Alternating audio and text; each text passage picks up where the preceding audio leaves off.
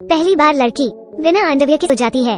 सोते समय उसका कंबल बाहर निकाला गया, पैरों दिखने लग गए। सपने देखते हुए लड़की बैठकर देखने वाली थी। फिर एक बड़े हाथ ने उसके बालों को पकड़ लिया, उसे बिस्तर पर दबा दिया।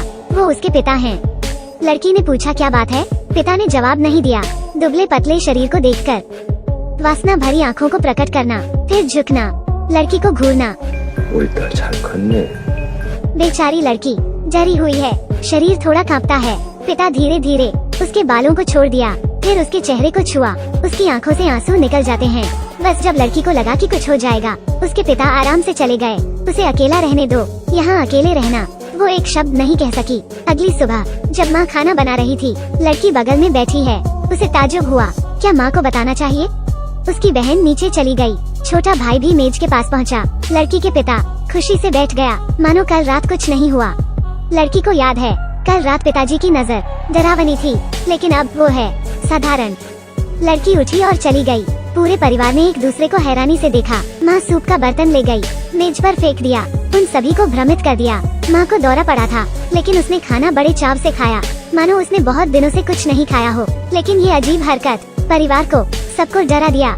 छोटा भाई खाना बाहर थूकता है और कहता है, इतना नमकीन। माँ हाथ से भोजन की थाली में मुंह में भरकर पागलों की तरह। इस परिवार के साथ क्या होता है? इस फ्लैट में जाने के बाद से यह पूरा परिवार राक्षसी होता जा रहा है।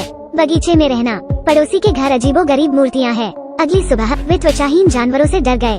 अंत में पिता आधी रात को घर के चक्कर लगाते हैं। माँ का अजीब व्यवहार है, बदसूरत तरीके से खाती है। वो अपने बेटे को खाना देती है, उसने खाने से इनकार कर दिया। पिता को देख उसने कहा, खाना नहीं चाहता तो मत खाओ। महिला की आंखें बेहद ठंडी हो गईं। उसने खाना टेबल पर से फेंक दिया। कुछ बोला। बच्चे इतने डरे हुए थे कि कांपने लगे। औरत और भी पागल हो गई थी। पागल इशारा। वो चिल्लाई, लड़का पता नहीं कैसे धन्यवाद देना है। बच्चे को कड़वाहट भरी निगाहों से देख रहे हैं। लड़का बहुत डरा हुआ है, जोर से चिल्लाए। वे इसकी उम्मीद नहीं कर सकते थे। यह केवल उनके बुरे सपने की शुरुआत। लड़की गर्म पानी के नीचे नहा रही है। वो कुछ नहीं जानती। पानी बंद हुआ। वहाँ शीशा साफ कर देखती है। जुड़वा बहन उसे डरा दिया। बहन करीब आती है, सिर्फ एक मजाक। वे वापस अपने कमरे में आ जाते हैं। छोटी बहन उससे कहती है, कल रात की कहानी। पापा कमरे में घुसे, पर वो नहीं मानती।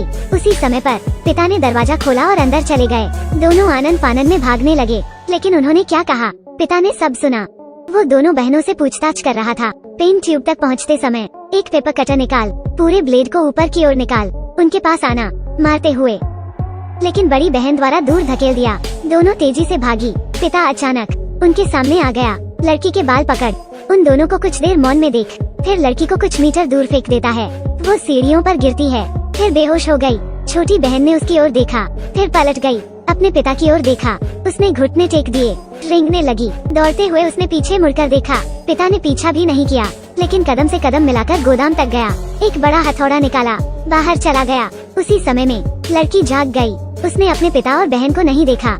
वो खोजने लगी। अचानक से वो अपने पीछे किसी को महसूस करती है। वो धीरे से मुड़ी। पिता ने हथौड़ा उठाया और जोर से मारा। बहन की तेज आवाज ने बड़ी बहन को बचा लिया। उसने पेन उठाया, पिता को मारा, लेकिन उसे जरा भी चोट नहीं आई। पिता ने हाथ उठाया, हथौड़ा दरवाजे से टकराया। उसने बाहर निकाला और रुक गया। फिर नीचे एक आवाज है, पिता की आवाज के समान। असली पिता वापस आ गया है। इस आदमी ने हथौड़ा नीचे फेंक दिया। उसके कमरे में आया एक आदमी, उसके जैसा घबराए हुए चेहरे के साथ नीचे से ऊपर की ओर चलना। अपनी दो बेटियों को देखकर वहाँ छिपकर कांप रही है। उसने हथौड़े पर कदम रखा। कमरे के दरवाजे को बड़े छेद से देखा तो उसने कहा, क्या तुम दोनों लड़ रहे हो? उन दोनों ने अपने पिता के किसी भी सवाल का जवाब देने की हिम्मत नहीं की। उसी समय फिर भाई बाहर आ गया। बहनों ने लड़के को भागने को कहा। उसी समय एक महिला का हाथ दिखाई दिया। हथौड़ा उठा लिया। लड़के द्वारा देखा जा रहा है। आदमी पीछे मुड़ा। अपनी पत्नी को थोड़ा अजीब देखकर महिला ने कुछ नहीं कहा। धीरे धीरे आगे बढ़ी, सिर उठाया, एक नीचे मारा, दूसरा, तीसरा, सभी विफल। पूरा परिवार डरा हुआ है।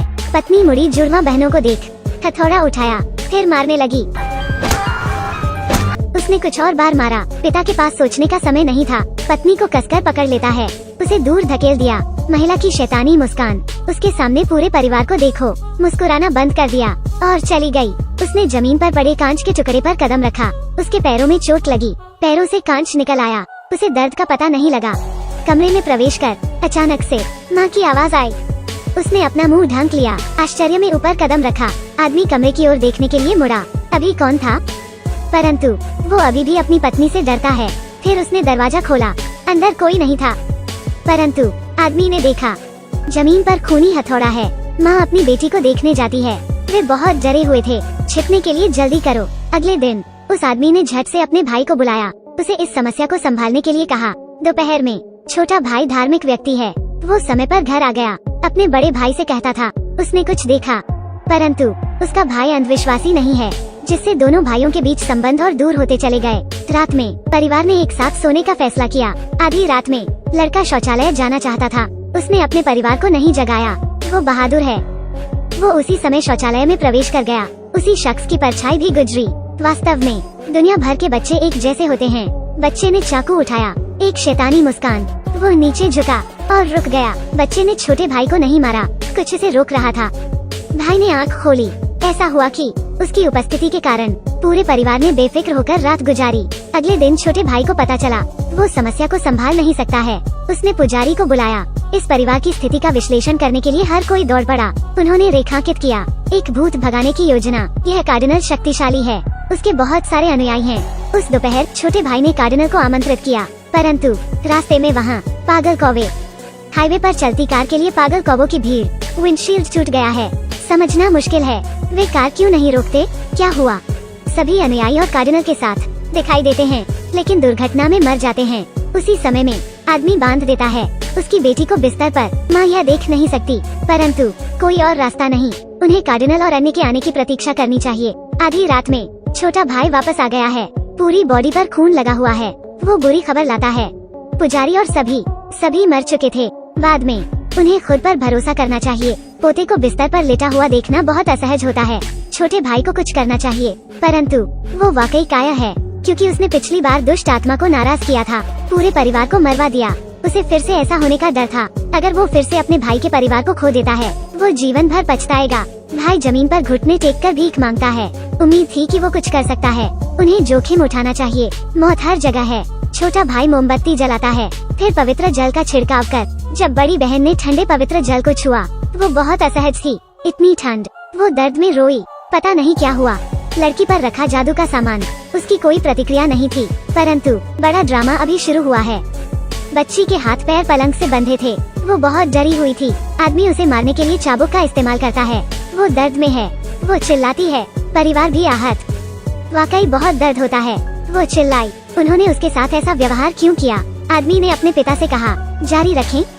पिता ने फैसला किया लड़की के बिस्तर पर जाने के लिए। धीरे से कसकर पकड़, पैर खींचे। लड़की रोना बंद नहीं करती। आदमी ने जादू की वस्तु निकाली, लड़की के पेट के सामने रख दो। लड़की के रोने और मिन्नत करने के बाद उसने दूसरी बार चाबुक मारा। यह पीड़ादायक है। तीसरा वाला बहुत आहत। चौथी लगभग मरने वाली है। पांचवा छठा लड़की को पीटा, पर बाप के दिल में दर्द होता है। आदमी ने गीली लाठी उठा ली, लगातार कोड़े मारता रहा। लड़की इतनी आहत है कि उसे लगभग कुछ भी महसूस नहीं हो रहा है। जब लड़की ने सिर घुमाया, एक चाबुक सीधे चेहरे पर। उसी समय में दुर्घटना स्थल पर पहुंचा क्रेन ट्रक। उस समय जब उन्होंने कार्डिनल और अनुयायियों को बचाया था, एक विस्फोट हो गया। क्या अजीब बात है, इनमें छोटा भाई भी है। वो बहुत लंबे समय से कोमा में है।